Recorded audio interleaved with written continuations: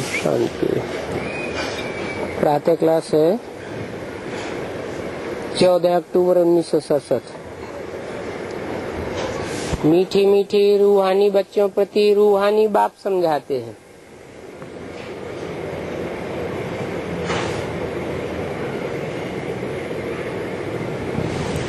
बच्चे समझते हैं ऊंच से ऊंच भगवान कहा जाता है।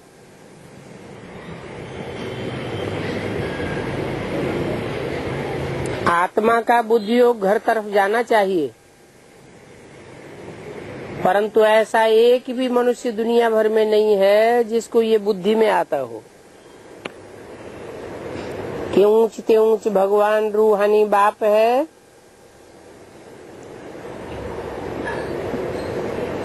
और उनका घर ऊंच से ऊंच धाम है।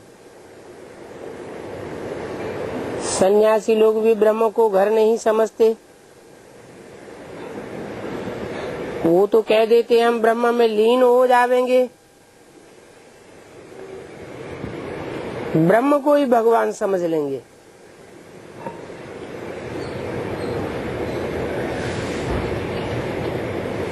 अब घर में लीन हो जावेंगे तो घर थोड़े ही हुआ, घर में तो ठहरना होता है।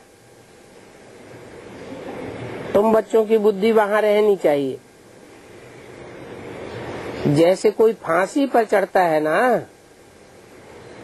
ऐसे तुम्हारी बुद्धि वहाँ लटकी रहनी चाहिए। तुम अब रूहानी फांसी पर चढ़े हुए हो। अंदर में ये है ऊंचे से ऊंचे बाप आकर के हमको ऊंचे से ऊंचे घर में ले जाते हैं। अभी हमको घर जाना है, ऊंचे से ऊंचे बाप ऊंचे से ऊंचे पद भी प्राप्त कराते हैं। रावण के राज्य में सभी नीचे हैं। वो ऊंच बनाते और ये नीच बनाते।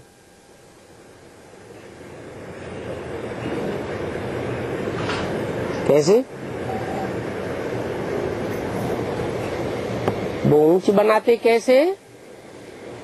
राजाओं का राजा बनाते और रावण राज्य में क्या बनाते? भारतवासियों को राजाओं को खत्म करवा दिया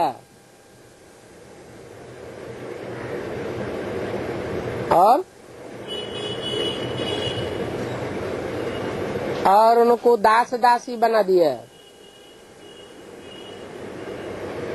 भारत में टेंडेंसी पैदा कर दी, नौकर बनो, सर्विस करो।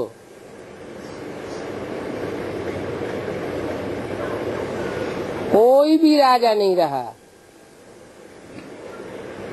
कलयुग में आकर के सारी दुनिया पर प्रजा के ऊपर प्रजा का राज्य हो जाता है।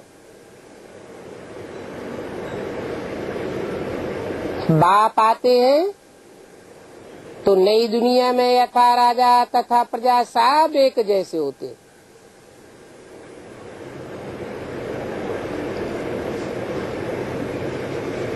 तो उन्हों को ऊंच का पता ही नहीं है कि ऊंच किसको कहा जाता है। ऊंच को भी नीच का पता नहीं है।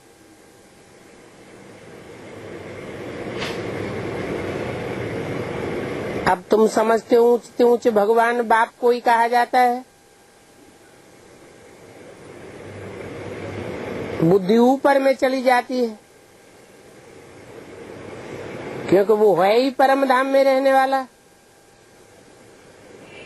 ये कोई भी नहीं समझते हम आत्मा भी ऊपर में रहने वाली है। यहाँ आते हैं सिर्फ पार्ट बजाने। ये कोई के ख्याल में नहीं रहता है, अपने ही धंधे धोरी में लगे रहते हैं। अभी बाप समझाते हैं ऊंचे से ऊंचे तब बनेंगे जब याद की यात्रा में तुम मस्त बने रहेंगे।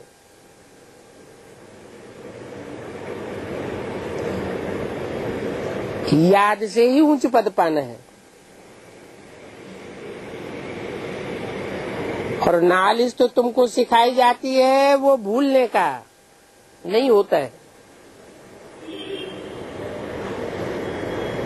छोटे बच्चे भी वर्णन कर लेंगे, बाकी योग की बात को बच्चे नहीं समझेंगे। बच्चे तो बच्चा बुद्धि होते हैं। बहुत बच्चे हैं जो याद की यात्रा को पूरी रीति समझते नहीं है।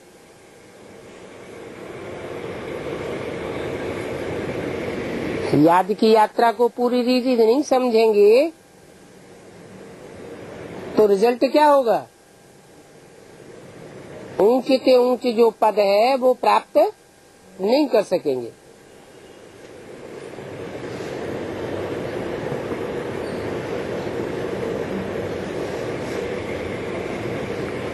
ब्रह्मा के लिए क्या कहें?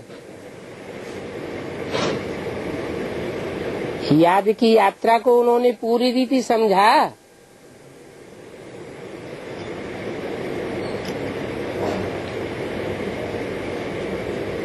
ऊंच से ऊंच बाप को पूरी रीति पहचाना।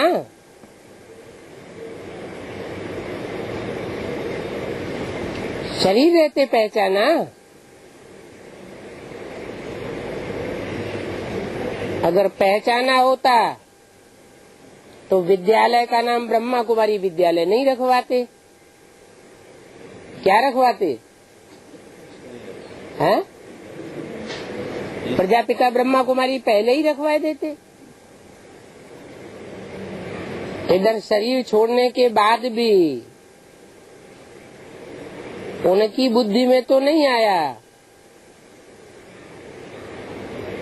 कि गीता का साकार भगवान कौन है, तो पूरी रीति समझा नहीं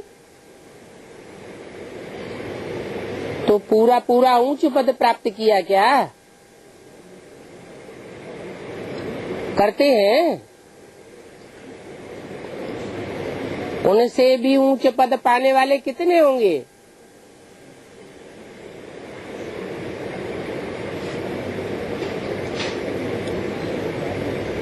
साढ़े 4 लाख उनसे भी ऊंचे हो गए।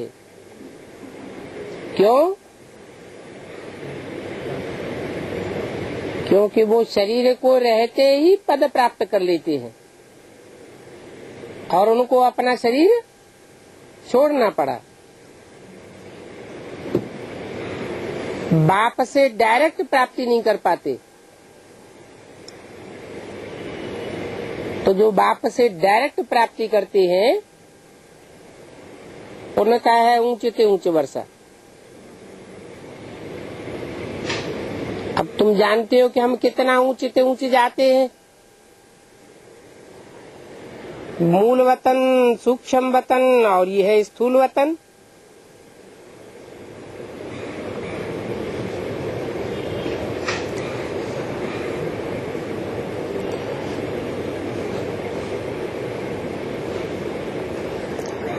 पांच तत्व तो यहाँ हैं।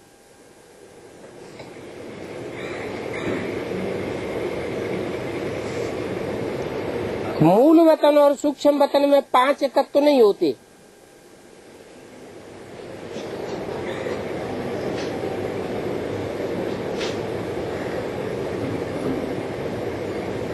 ये नॉलेज बाप ही देते हैं।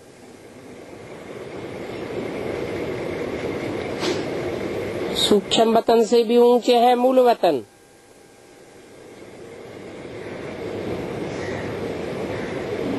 इसलिए इनको नॉलेजफुल ज्ञान का सागर कहा जाता है। मनुष्य फिर समझते हैं बहुत शास्त्र आदि पढ़ना ही ज्ञान है।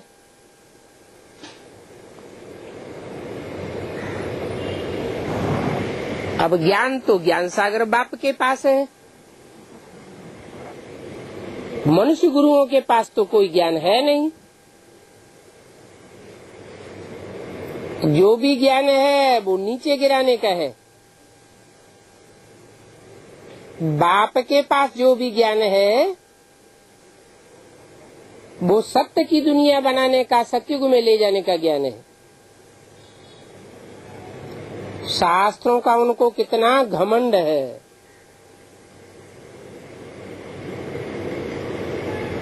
कितना पैसा कमाते हैं।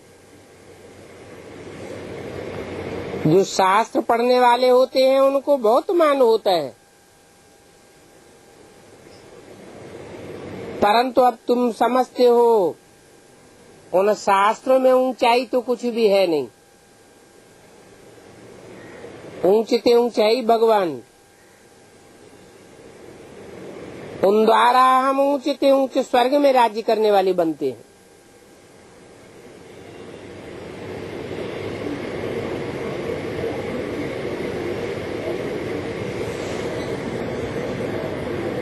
ऊंचते ऊंचे स्वर्ग किसे कहेंगे?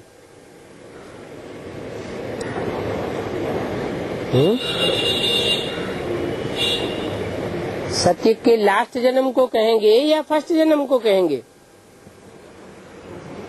हैं?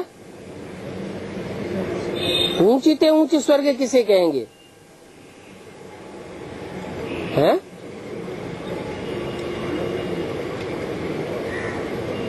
फर्स्ट जन्म को कहें या लास्ट जन्म को? हैं?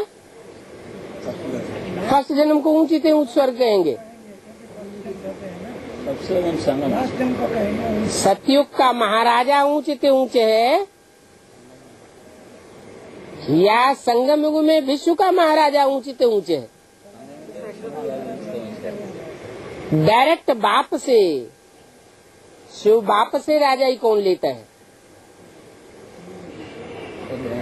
शिव बाप है ऊंचते ऊंचे, तो ऊंचते ऊंचे जरूर ऊंचते ऊंचे बादशाही का वर्षा मिलेगा। स्वर्ग क्या है, नरक क्या है, और 84 का चक्र कैसे फिरता है सिवाय तुम्हारे इस सृष्टि भर में कोई नहीं जानते। क्या है स्वर्ग?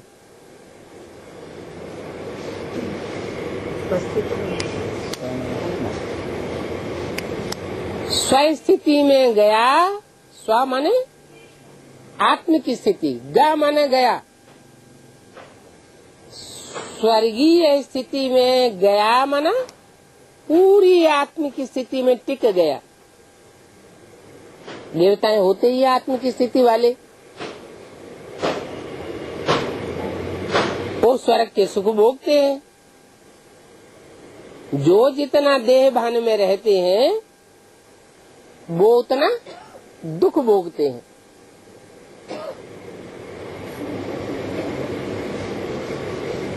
तो स्वर्ग क्या है और नरक क्या है कोई नहीं जानता। नरक क्या है?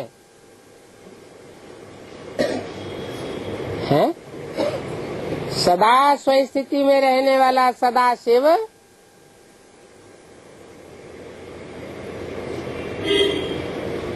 जो रचना रचता है वो है स्वर्ग, और नर जो नर रचना रचता है वो है नरक। नरक क्या करता है? नर शास्त्र बनाता है। शास्त्रों को पढ़ने और पढ़ाने वाले दोनों कहाँ के गामी बनते हैं? हैं तो नर ना, तो नरक गामी बनते हैं। भगवान आकर के स्वर्गगामी बनाते हैं।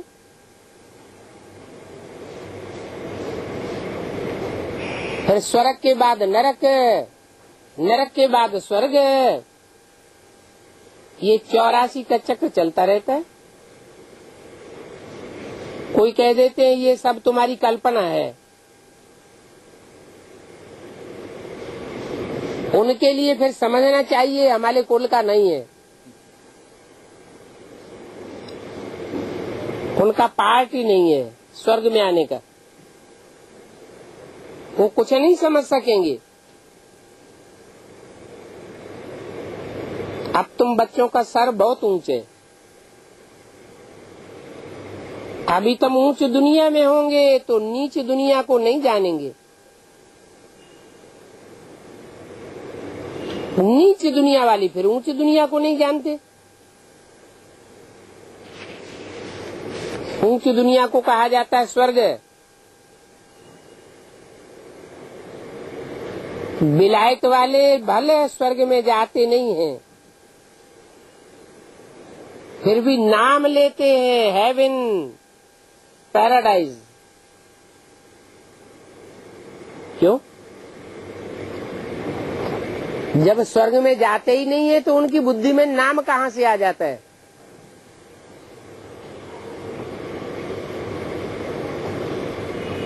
स्वर्ग या पैराडाइज की स्मृति उनकी बुद्धि में कहाँ से आती है?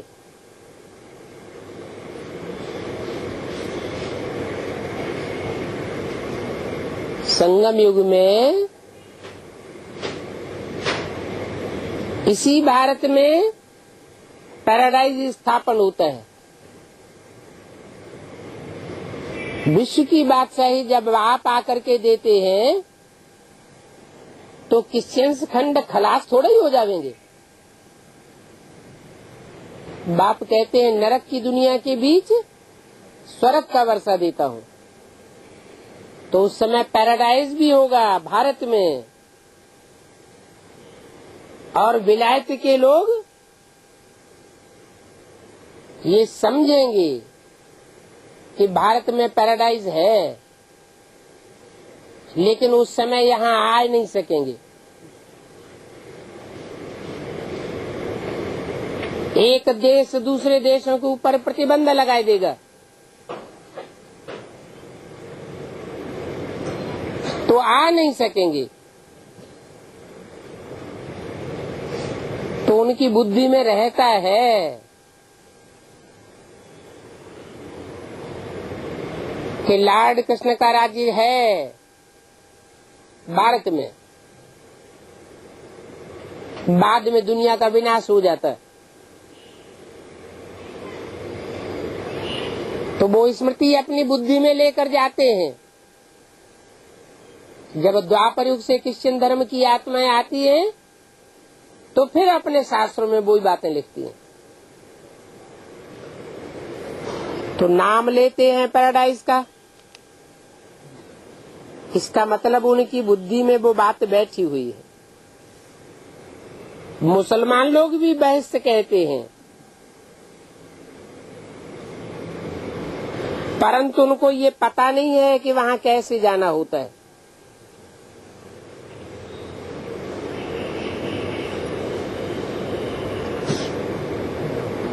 क्योंकि जब दुनिया का विनाश होगा तो मुसलमान तो पहले मरेंगे।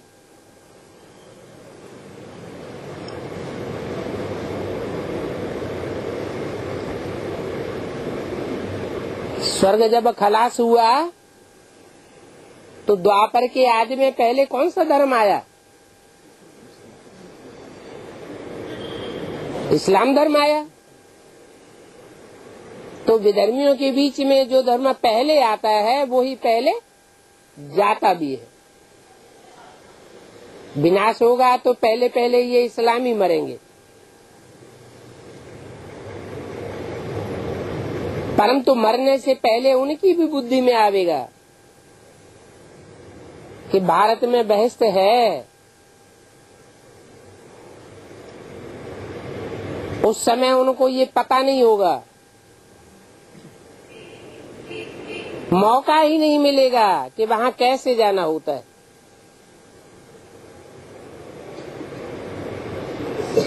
अभी तुमको कितनी समझ मिली है। ऊंचते ऊंचे बाप कितनी नॉलेज देते हैं।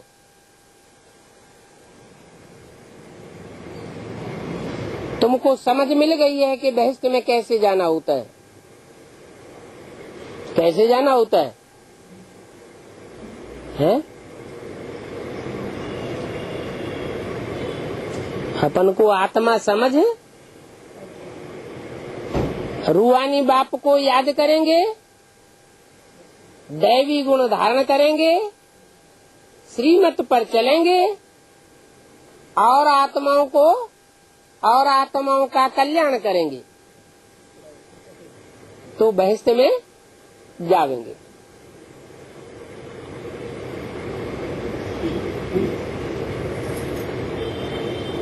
तो ऊंचे ते ऊंचे बाप तुमको कितनी नॉलेज देते हैं। कि ड्रामा कैसा वंडरफुल बना हुआ है कि इसी दुनिया में रहेंगे, जानेंगे कि बहिश्त है, पैराडाइज है, लेकिन उनको बताने वाला कोई नहीं होगा कि वहां कैसे पहुंचना होता है।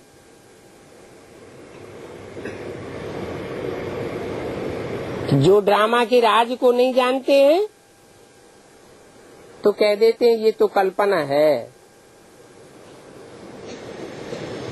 सन्यासी लोग भी कहते हैं सब कल्पना है।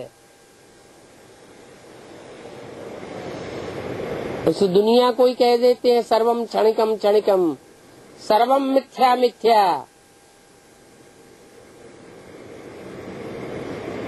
मनुष्य जो चाहे सो बना सकते हैं। बाइस्कोप आदि बनाते हैं, ये भी तो कल्पना है।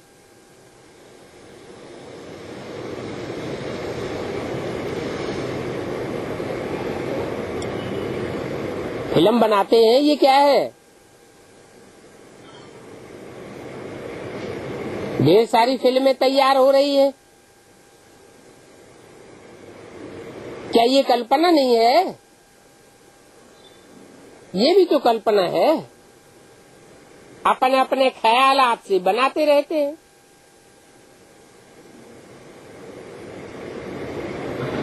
परंतु ये फिल्में आदि कोई काम की चीज तो है नहीं।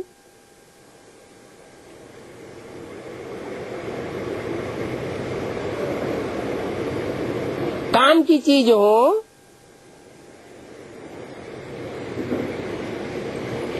तो फिल्म देखने वालों की मेंटेलिटी ऊपर उठेगी या नीचे गिरेगी? ऊपर उठनी चाहिए। परंतु बाप कहते हैं जो फिल्म देखते हैं, उपन्यास पढ़ते हैं, उनकी मेंटलिटी सबसे जास्ती नीचे गिरती है।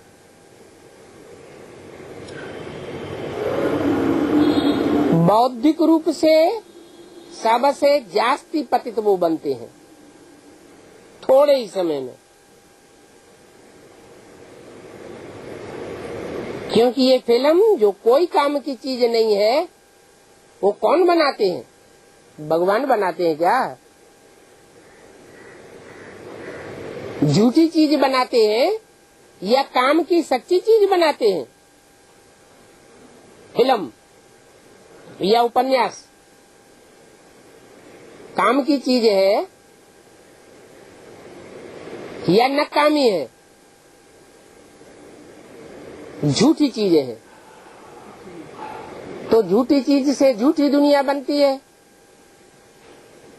आज फिल्म देख देख के बच्चे बिगड़ते हैं, सुधरते हैं।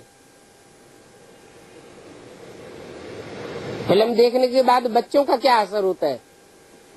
बच्चे और ही बिगड़ते हैं, क्योंकि झूठी चीज है। झूठी चीज देखने से झूठ खंड के मालिक बन जाते।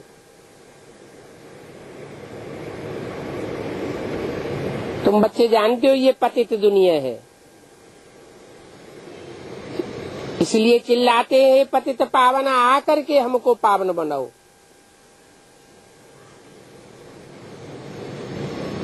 आवेंगे तब तो बनावेंगे ना।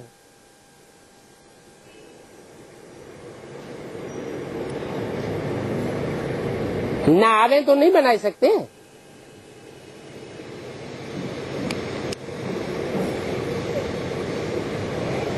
आवे और ज्ञान सुना के चले जावे तो पति से पावन नहीं बनेंगे क्या? ब्रह्मा के तन में आए, ज्ञान सुना के चले गए,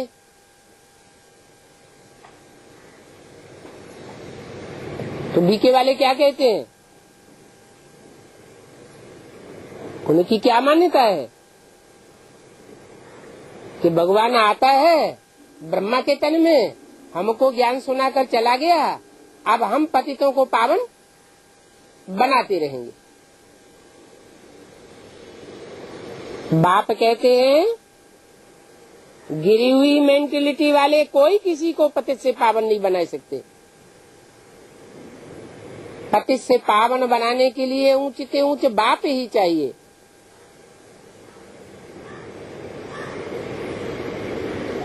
बाप कहते हैं हर 5000 वर्ष बाद हिस्ट्री रिपीट होती है। पुरानी दुनिया सो फिर नई दुनिया बननी है, इसलिए मुझे भी आना पड़ता है। पुरानी असत्य झूठी दुनिया को सचखंड बनाने के लिए मुझे आना पड़ता है, क्योंकि झूठ खंड में एक भी सच नहीं रहता, सब झूठे बन जाते हैं। तो झूठे क्या बनावेंगे?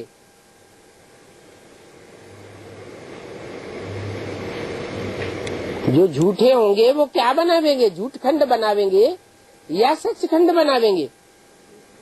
झूठ खंड ही बनावेंगे। एक बाप ही सच है जो आकर के सच खंड स्थापन करते हैं। तो मुझे आना पड़ता है। बाप आए, तुम बच्चों को ऊंचे बनाते हैं। तुम बच्चों को ऊंचे बनाते हैं, उन बच्चों को ऊंचे नहीं बनाते। इनको ऊंचे नहीं बनाते। किनको? ब्रह्मा और ब्रह्मा के फॉलोअर्स को ऊंचे नहीं बनाते। तुम बच्चों को ऊंचे बनाते और उनको भी ऊंचे नहीं बनाते। उनको माना और धर्म में जो कन्वर्ट होते हैं उनको भी ऊंचे नहीं बनाते। तो तुम बच्चे माना क्या हुआ? जो बाप के अंदर और बाहर दोनों तरीके से सन्मुख होकर के रहते हैं। पावन को ऊंच और पतित को नीच कहा जाता है।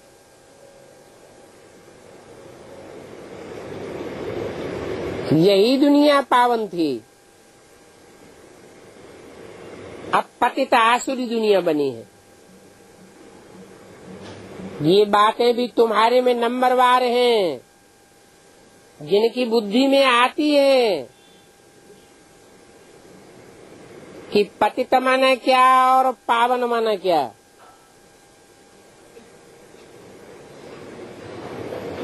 बुद्धि में बात नहीं बैठती है तो खुशी में नहीं रहते हैं।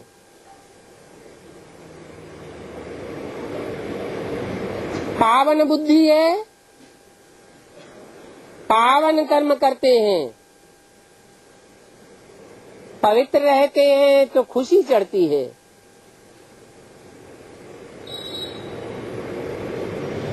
सदैव खुशी में नहीं रहते, माना पतितपना है। कोई ने कुछ कहा, कोई नुकसान हो गया तो कितना रंज में आ जाते हैं। ऐसों को क्या कहेंगे, पतित या पावन?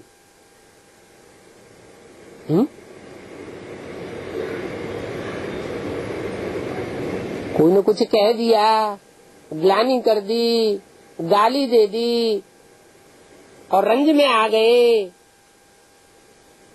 दुखी हो गए, प्रभावित हो गए, असर पड़ गया, तो उनको क्या कहेंगे? क्यों? दूसरों का प्रभाव में आया ना है, दूसरों का प्रभाव में आया ना। हाँ, एक बाप के प्रभाव में नहीं रहते। बाप जो रास्ता बताते हैं वो उस रास्ते को भूल जाते हैं, जैसे बाप को ही भूल जाते हैं। बाप कहते हैं अब इस नीच दुनिया का अंत आना है। क्या? कोई कुछ उल्टा पलटा बोलता है, कुछ नुकसान कर देता है, ग्लानि करता है, गालियां देता है, तो पतित दुनिया का है या पावन दुनिया का है? पतित दुनिया का है। और बाप कहते हैं ये पतित दुनिया अब सब खलास होने वाली है। तो अगर ये बुद्धि में रहे ये सब खलास होने वाले हैं जो दुखदाई हैं, तो उनका कोई असर पड़ना चाहिए, उनसे प्रभावित होना चाहिए। ये है ही पुरानी दुनिया। पुरानी को पतित और नई को पावन दुनिया कहा जाता है। मनुष्य पतित दुनिया में कितना नीच बन जाते हैं।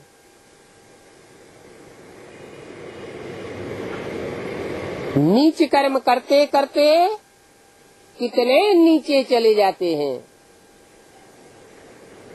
परंतु ये समझते थोड़े ही है क्या कि हम नीचे जाते हैं।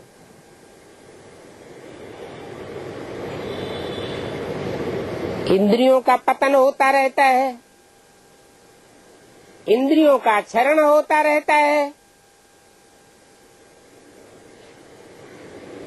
इंद्रियां शक्तिहीन होती रहती हैं, परंतु अपन को समझते नहीं है कि हम पतित बनते जाते हैं।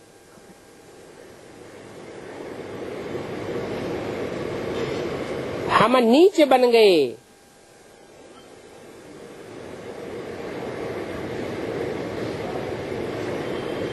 सतयुग में इंद्रियां पावरफुल थी, तेज वाली थी, या निस्तेज कमजोर इंद्रियां थी।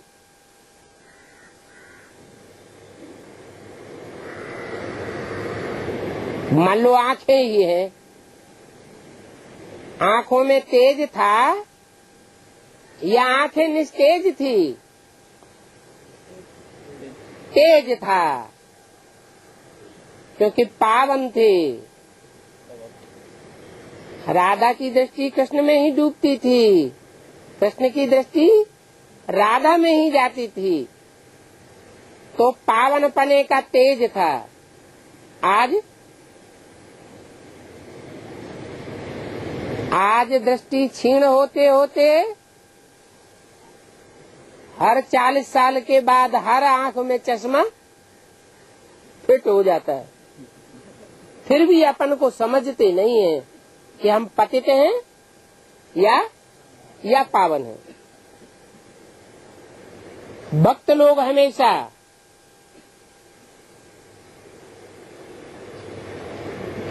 नीचे ही नमाते रहते हैं। नीच के आगे नीच नमाना थोड़ा ही होता है। ऊंच के आगे सर नमाना फिर भी ठीक है, नीच के आगे क्यों नमन करना चाहिए? पोजीशन वाले के आगे नीच नमाना होता है। सतयुग में कब ऐसे नहीं कहते। भक्त लोग ही कहते हैं, विद्वान आदि होते हैं वो कब नहीं कहेंगे। 14 अक्टूबर 1967 की वाणी का दूसरा पेज। अभी बाप तो कब ऐसे नहीं कहते हैं कि नीचे नमाए चलो। नहीं, ये तो पढ़ाई है। गॉडली यूनिवर्सिटी में तुम पढ़ रहे हो तो कितना नशा रहना चाहिए। ऐसे नहीं कि सिर्फ यूनिवर्सिटी में नशा रहे और घर में जावे तो नशा उतर जावे। ये नशा घर में भी रहना चाहिए। यहाँ तो तुम जानते हो हमको शिव बाबा पढ़ाते हैं। ये तो कहते हैं मैं थोड़े ही ज्ञान का सागर हूँ। कौन कहते हैं? ये भी ज्ञान नदी है।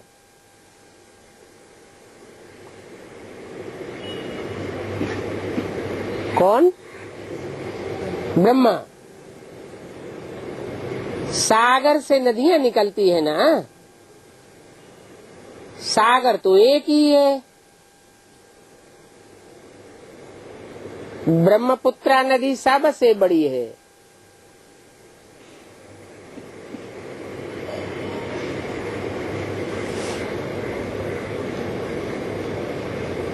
बहुत बड़ा स्टीमर आते हैं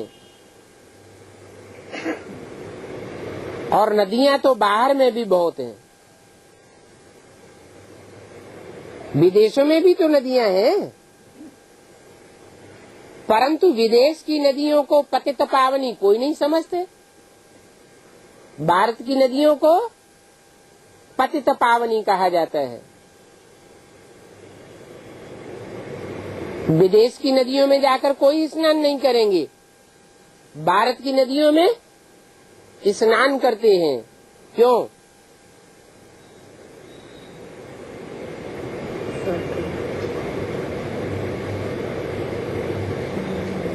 जो विदेशी कन्याएं माताएं हैं वो डाइवोर्स देने वाली होती हैं,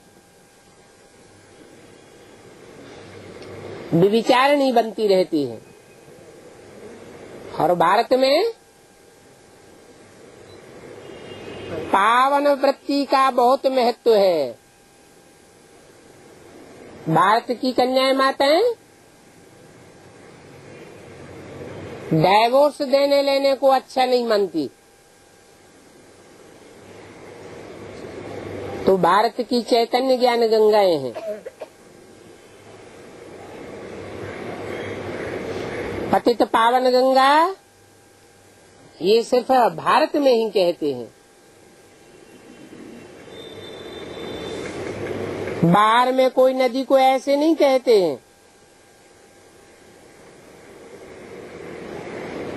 परंतु बाप कहते हैं अगर पतित पावन नदी ही हो तो फिर गुरु करने की दरकार ही नहीं।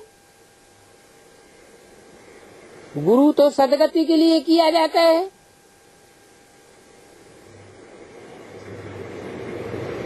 परंतु ये भी बताते हैं कि मनुष्य गुरुओं से सदगति हो नहीं सकती। ये तो पतित पावन एक ही बाप है, एक ही सदगुरु है जो सबकी सदगति करने वाला है। उसके संग के रंग में आने से गंगा भी पतित पावनी बन जाती है, नदी बन जाती है। नहीं तो नदियां भी नाला बन जाती हैं। अगर बाप के संबंध संपर्क में नहीं है तो भक्ति मार्ग में नदियों में तालाबों में कितना भटकते हैं।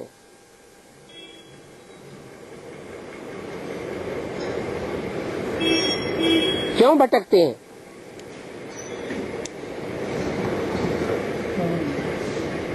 क्योंकि समझते हैं कि उन्होंने ज्ञान जल भगवान बाप से कभी धारण किया होगा, ये ज्ञान जल से भरपूर है। परंतु ये नहीं समझते कि इनका अभी कनेक्शन डायरेक्ट बाप से है या नहीं है। मान लो बेसिक है, बेसिक नॉलेज वाले क्या समझते हैं? नदियों को, चैतन्य ज्ञान नदियों को क्या समझते हैं? पतित पावनी समझते हैं या डुबोने वाली समझते हैं? हैं? पतित पावनी समझते हैं। लेकिन उन नदियों का डायरेक्ट ज्ञान सागर बाप से कनेक्शन है क्या? कि कनेक्शन टूट गया? कब से टूट गया? 68 से कनेक्शन टूटा हुआ है। तो उन नदियों में नाले गिरते हैं, नालों का कनेक्शन होता है या ज्ञान सागर का कनेक्शन है? नालों का कनेक्शन हो जाता है। तो फिर वो नदियां पतित पावनी कैसे हुई? नदी वह जिसका डायरेक्ट ज्ञान सागर से कनेक्शन हो, तो वो नदी है, नहीं तो नाला कही जाती है। कहाँ कहाँ तो तालाब ऐसे गंदे हो जाते हैं जो बात मत पूछो।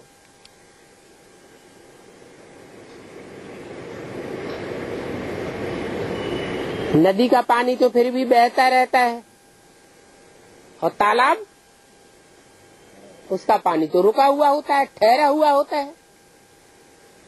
तो ज्यादा गंदला कौन सा होगा? तालाब ज्यादा गंदला हो जाता है। फिर वहां जाए मिट्टी उठाए रगड़ते हैं। क्या? जो गंदला तालाब है उसे भी पतित पावन समझ करके उसकी मिट्टी उठाए रगड़ते हैं। क्या मतलब हुआ? तो भक्ति मार्ग की बात हुई, स्थूल मिट्टी उठाए रगड़ते। ज्ञान मार्ग में क्या करते होंगे?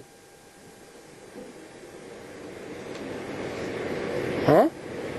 मिट्टी किसे कहा जाता है? देह को। तो उन देहधारी गुरुओं को जिनका ज्ञान जल रुका हुआ है,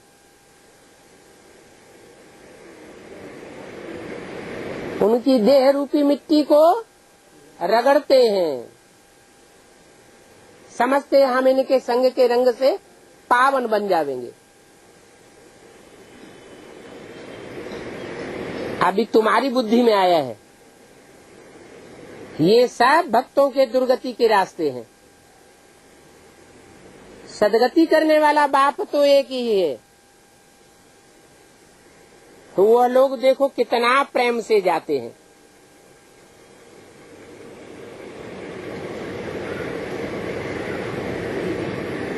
उन नदियों, उन पोखरों, उन तालाबों आदि का संग का रंग लेने के लिए कितना प्रेम से जाते हैं। अभी तुम समझते हो इस ज्ञान से तुम्हारी आंखें खुल गई।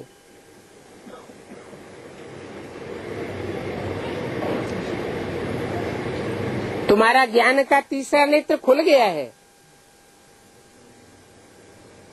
आत्मा को ज्ञान का तीसरा नेत्र मिलता है ना, इसलिए त्रिकालदर्शी कहते हैं। तीनों कालों का ज्ञान आत्मा में है।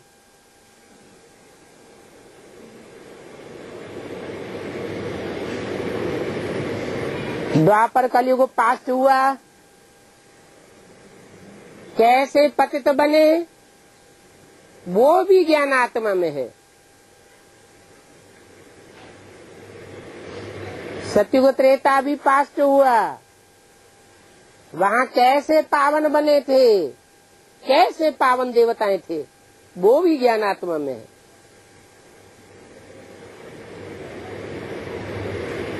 अभी भविष्य में हम क्या बनने वाले हैं वो भी बात बुद्धि में है। परंतु आत्मा तो बिंदी है। उसे बिंदी आत्मा में नेत्र कैसे होगा?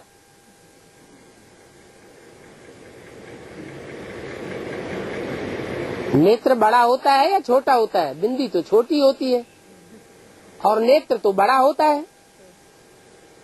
उस बिंदी आत्मा में नेत्र कैसे होगा?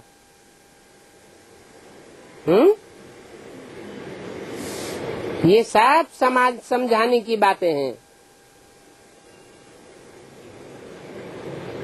ज्ञान के तीसरे नेत्र से तुम त्रिलोकीनाथ बनते हो।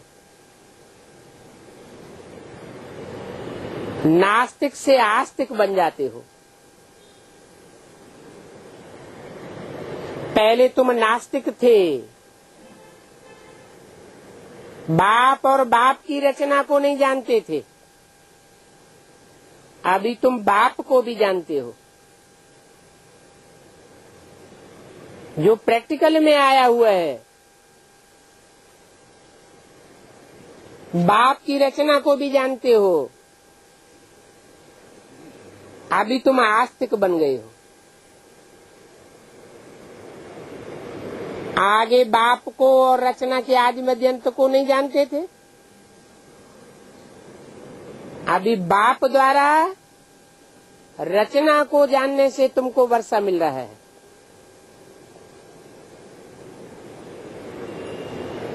ये नॉलेज है, हिस्ट्री ज्योग्राफी है, अनेक जन्मों का हिसाब किताब है। अच्छा तीखा बच्चा हो तो बैठ हिसाब करे हम कितने जन्म लेते हैं।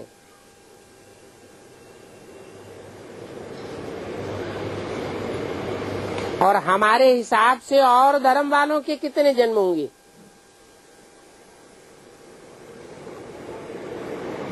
परंतु बाप कहते हैं इन बातों में जास्ती माथा मारने की दरकार भी नहीं। टाइम वेस्ट हो जाता है। इससे तो क्यों ना अपने बाप को बैठे याद करें। बाप कहते हैं यहाँ तो सब भूलना है। ये सब सुनने सुनाने की दरकार नहीं। तुम तो रचयिता बाप की पहचान देते हो,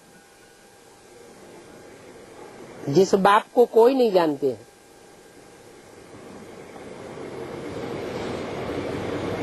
तो बाप भारत में ही आते हैं।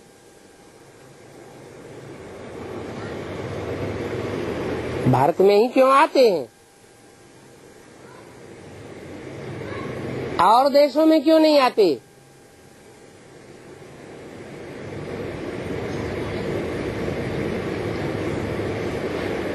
बाप सच्चा है, अविनाशी है, सदाशिव है। वो जिस देश में आते हैं वो देश अविनाशी खंड बन जाता है, और जिन देशों में नहीं आते हैं वो सब विनाशी खंड बन जाते हैं। ऐसी पार्शलिटी क्यों करते हैं कि भारत खंड में ही आते हैं, दूसरे देशों में नहीं आते? बाप के तो सब बच्चे हैं,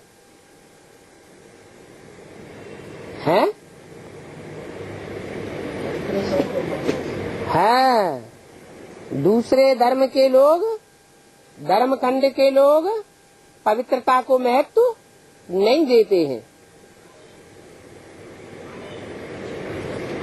जो बाप के पास बड़ी से बड़ी मिल्कियत है,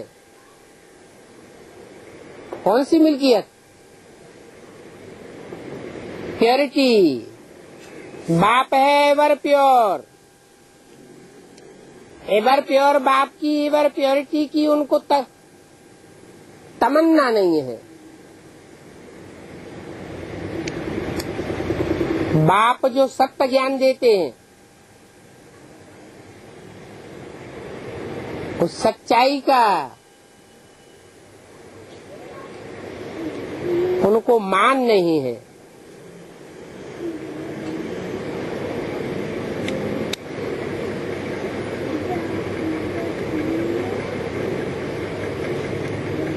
इसलिए बाप भारत में ही आते हैं, और आते हैं तो जरूर भारत में कुछ करके जाते हैं। तो भारत में शिव जयंती मनाते हैं,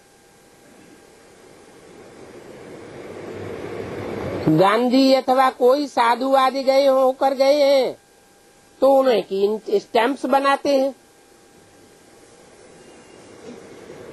फैमिली प्लानिंग का भी स्टैंप बनाया है। अभी तुमको तो नशा है, हम पांडव गवर्नमेंट हैं। ऑलमाइटी बाबा के गवर्नमेंट तो ऊंच से ऊंच गवर्नमेंट हो गई। तुम्हारा कोर्ट ऑफ आर्म्स भी है।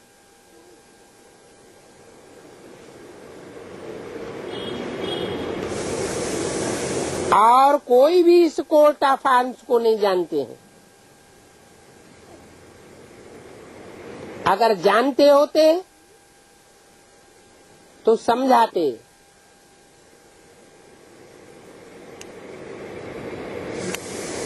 उन्होंने तो 3 शेरों का चित्र बना दिया है भारत की गवर्नमेंट ने,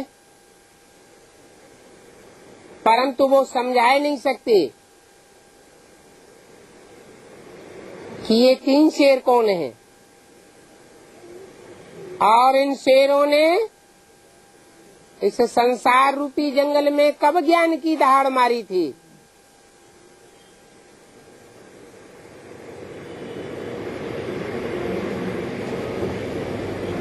जैसे शेर होता है, सारे जंगल का राजा होता है। एक समय में एक जंगल में एक ही शेर राजा होता है कि 4-6 शेर होते हैं। एक ही शेर राजा होता है। तुम्हारी बुद्धि में है कि संगम युग में जब बाप आते हैं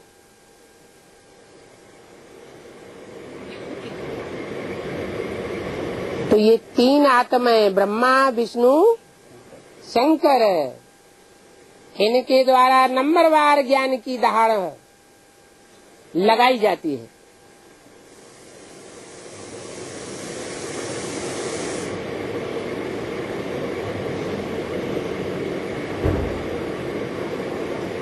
बाबा राय देते हैं, तुम भी अपना अखबार निकालो, उसमें कोर्ट ऑफ आर्म्स भी दो और फिर समझाते रहो कि विनाश काले प्रीति बुद्धि हमारी है।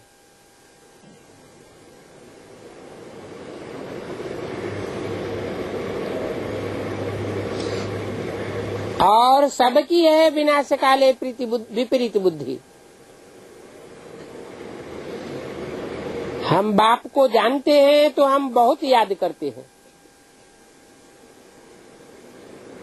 बाबा को याद करते करते प्रेम के आंसू आ जाते हैं। बाबा, आप हमको आधा कल्प के लिए सब दुखों से दूर कर देते हो, तो फिर और कोई गुरु मित्र संबंधी आदि किसी को भी याद करने की हमको दरकार नहीं है।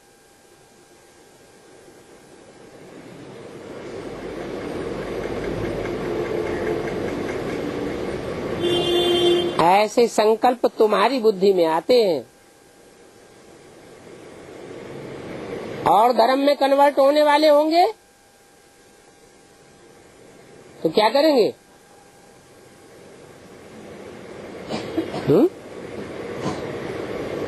अपने मित्र संबंधी गुरुओं आदि को ही याद करते रहेंगे। अब तुम कहते हो कि हमारा तो एक बाप दूसरा न कोई। सवेरे अमृत वेले का टाइम बहुत अच्छा है, खूब प्रैक्टिस करेंगे तो सारा दिन का फाउंडेशन अच्छा पड़ेगा।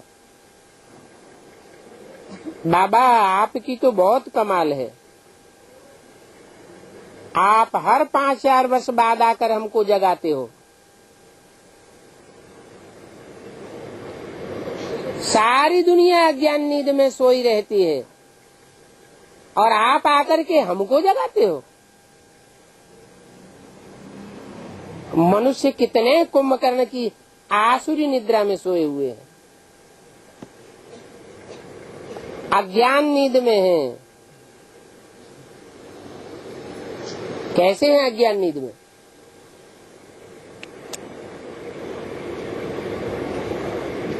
जो दुनियादारी का भभका उन्हें दिखाई पड़ता है उसमें ही बुद्धि रमी रहती है, और तुम्हारी आंख में ये दुनिया का जो मायावी पामपेंड शो का भवका है, वो तुम्हारी आंख में नहीं रहता, तुम्हारी आंख उसमें डूबती नहीं।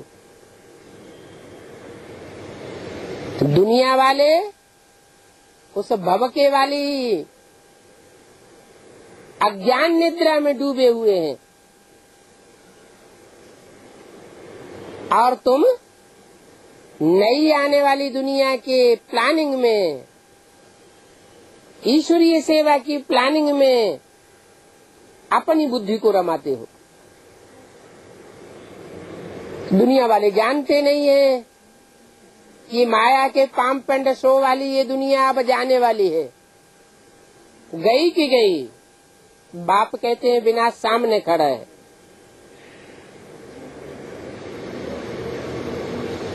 तो अज्ञान नींद में है, भक्ति को अज्ञान नींद कहा जाता है। ये भक्ति का फाउंडेशन डालने वाले अनेक मनुष्य गुरु हैं, चाहे वो इब्राहिम हो, बुद्ध हो, क्राइस्ट हो, गुरु नानक हो, विवेकानंद हो, कोई भी हो, उन्होंने फाउंडेशन डाला है इस भवके वाली दुनिया को बनाने का। ये अल्पकाल का भवका है। जब तक बाप का ज्ञान नहीं है तब तक वो भक्ति को ही मानते रहेंगे। कितना हठ योग आदि सिखलाते हैं।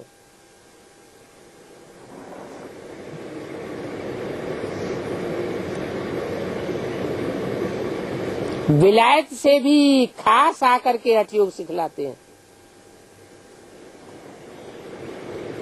तुम क्या करते हो और वो महर्षि आदि बैठ क्या कराते हैं, कितना फर्क है। अभी तुम समझते हो भारत का प्राचीन योग तो ये है, बाकी जो भी इतने योग आदि सिखलाते हैं वो सब है नॉनसेंस। क्यों? वो गुरु लोग जो योग आदि सिखलाते हैं वो नॉनसेंस क्यों है, हठ योग क्यों है? हैं? इसलिए है कि वो सब देह की प्रक्रियाएं सिखाते हैं। देह विनाशी तो देह की प्रक्रियाएं भी विनाशी हो जाएंगी, और देह में आत्मा अविनाशी है। उस आत्मा को एकाग्र करने की प्रक्रिया कोई नहीं सिखाते। ये तो बाप ही आकर के बताते हैं तुम आत्मा हो, देह नहीं हो।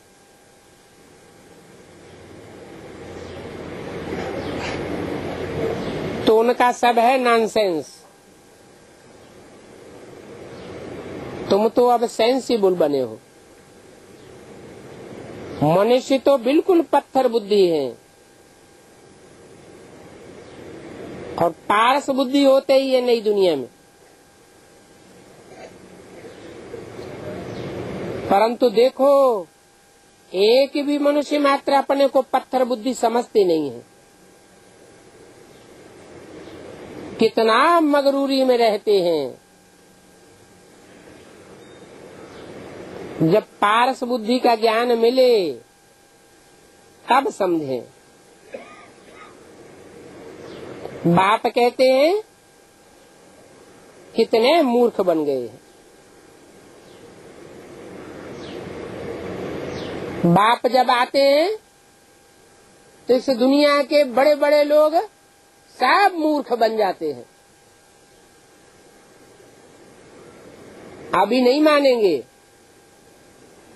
अंत में पता चलेगा कि हम बड़े भारी मूर्ख बन गए।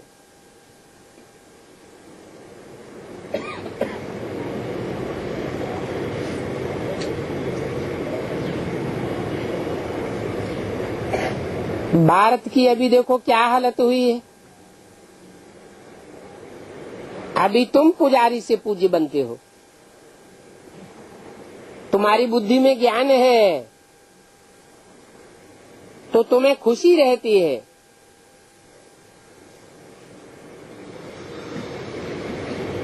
क्या कहा? ज्ञान का रिजल्ट क्या होता है? खुशी। और अज्ञान का रिजल्ट दुखी। यहाँ आते हो तो समझते हो बाबा रिफ्रेश करते हैं, कोई तो ऐसे हैं जो रिफ्रेश होकर के बाहर निकलते और उनका नशा ही खत्म हो जाता है। नंबरवार तो है ना। बाप समझाते हैं ये है ही पतित दुनिया, बुलाते भी हैं पतित पावन आओ, परंतु अपन को पतित नहीं समझते। साधु लोग गंगा स्नान आदि करने जाते हैं, उनको समझाते हैं पतित पावनी है गंगा, इसलिए अपने पाप धोने जाते हैं।